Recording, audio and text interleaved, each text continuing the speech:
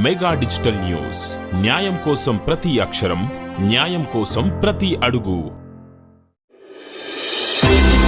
దేశవ్యాప్త సమ్మెలో భాగంగా కేంద్ర ప్రభుత్వం రైతు కార్మిక వ్యతిరేక విధానాలను నిరసిస్తూ సూర్యాపేట జిల్లా పాలవేడు మండల కేంద్రంలో సిపిఎం సిఐటియు ఆధ్వర్యంలో 200 మంది కార్మికులతో పెద్ద ఎత్తున ప్రదర్శన మండలంలోని ప్రధాన కూడల్లో రాస్తారోకో చేయడం జరిగింది. ఈ కార్యక్రమంలో సిఐటియు జిల్లా నాయకులు కందకట్ల అనంత ప్రకాష్, సిపిఎం మండల నాయకులు దిద్దకుంట్ల పురుషోత్తం, నన్నెపంగ రమేష్, మాతాంగి యేసురత్నం, పగడాల మట్టేష్, ఆర్లపూడి వీరభద్రం, ఎర్రడ్ల మల్లారెడ్డి, సిఐటియు నాయకులు నెహ్రూ, ఏడుకొండలు, రషీద్, మహేష్, లతీష్, మోదాల నాగరాజు, రూతమ్మ, పార్వతి, విజయ, భవన నిర్మాణ రంగ కార్మికులు, గ్రామ పంచాయతీ కార్మికులు, వివిధ రంగాల్లో పనిచేస్తున్న కార్మికులు తదితరులు పాల్గొన్నారు.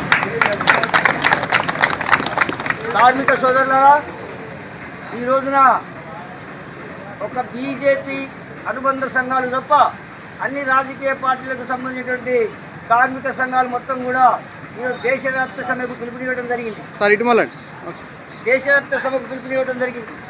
ఈ సమ్మె ఉద్దేశం గత 2-3 సంవత్సరాల క్రితం కేంద్ర ప్రభుత్వం 4 రైతు యొక్క చట్టాలు తీసుకురావడం జరిగింది. ఆ రైతు చట్టాలు రద్దు చేయాలని చెప్పేసి ఢిల్లీ చుట్టుపక్కల కూడా దాదాపు 16 నెలల పాటు ఆందోళన చేస్తే కేంద్ర ప్రభుత్వం దిగి వచ్చి ఆ చట్టాలను రద్దు చేసి దాదాపు 150 మంది చనిపోయారు ఆ యొక్క సమ్మెలో. అప్పుడు దిగి వచ్చి ఆ చట్టాన్ని రద్దు చేసింది. మళ్ళీ అదేవిధంగా 29 రకాల కార్మిక చట్టాలు ఉన్నాయి. ఈ కార్మిక చట్టాలు